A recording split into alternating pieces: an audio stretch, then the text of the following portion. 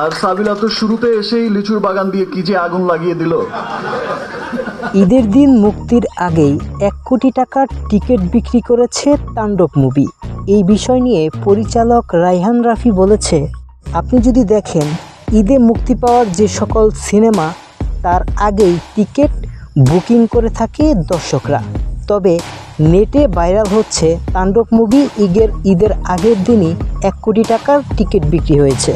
বাণিজ্যিকভাবে সফল হবে বা হওয়ার সম্ভাবনা আছে চাই, যেখানে আমাদের মেগাস্টার শাকিব খান আছেন এবং এমন একটা ছবি করতে চাই যে।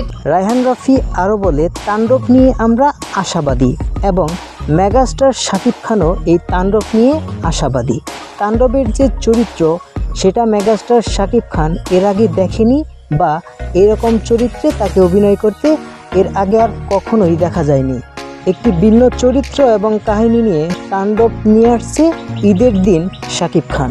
তবে 1 কোটি টাকার টিকিট বিক্রি হয়েছে তাণ্ডব মুভি। এই নিউজটা বেশ পরিমাণের ভাইরাল ফেসবুকে এবং ইউটিউবে।